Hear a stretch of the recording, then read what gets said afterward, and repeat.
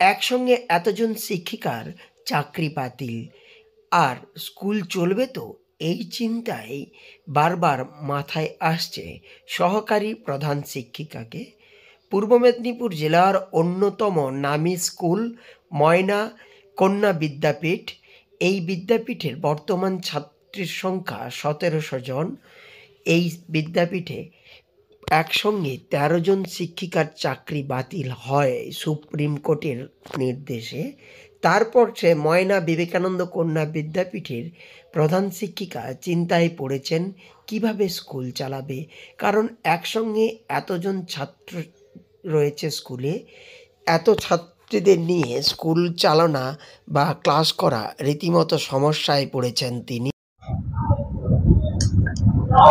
এই রায়টা শোনার পরেই আমি ভীষণভাবে শক হয়েছি।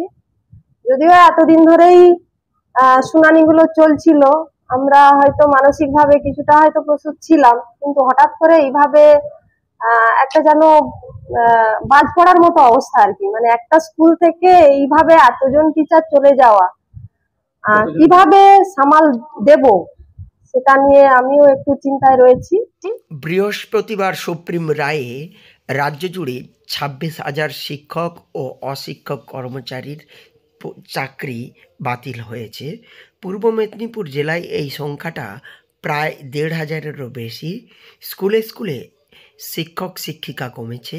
সবথেকে বেশি পূর্ব মেদিনীপুর জেলার অন্যতম নামী স্কুল ময়না বিবেকানন্দ কন্যা বিদ্যাপীঠ সমস্যায় পড়েছেন। কারণ এই স্কুলে ছাত্রীর সংখ্যা ১৭০০ জন। এর পাশাপাশি এই স্কুলে ১৩ জন শিক্ষিকার চাকরি বাতিল হয়েছে, ফলে চিন্তিত স্কুল পরিচালন। তবে আমাকে এখন এই পরিস্থিতিতে ভাবতে হচ্ছে যে যেভাবেই হোক সামাল দিতে হবে এই পরিস্থিতিতে। তবে সরকারও নিশ্চয়ই এটা নিয়ে ভাবছেন, যে বেশ কিছু স্কুলেই তো এরকম হয়েছে, শুধু আমার স্কুল তো নয়। তো সেই স্কুলগুলো যেভাবে চলবে আমাকেও চালাতে হবে, এবং আমার মনে হয় যে সরকারের একটু আমাদের কথাগুলো ভেবে কিভাবে এই পরিস্থিতিটাকে ট্যাকেল। ময়না বিবেকানন্দ কন্যা বিদ্যাপীঠের এমনিতেই ১০ জন শিক্ষিকা নিয়োগের পদ শূন্য রয়েছে। তার ওপর উচ্চশ্রীর পোর্টালের মাধ্যমে কিছুদিন আগেই বেশ কিছু শিক্ষিকা ট্রান্সফার নিয়েছে অন্যত্র। আবার এই সুপ্রিম রায়ে ১৩ জন শিক্ষিকা বাতিল হয়েছে, ফলে চিন্তায় পড়েছেন টিচার ইনচার্জ। স্কুল চালাতে রীতিমতো হিমশিম খেতে হচ্ছে। পূর্ব মেদিনীপুর জেলার তমলুক থেকে সৈকত সিংয়ের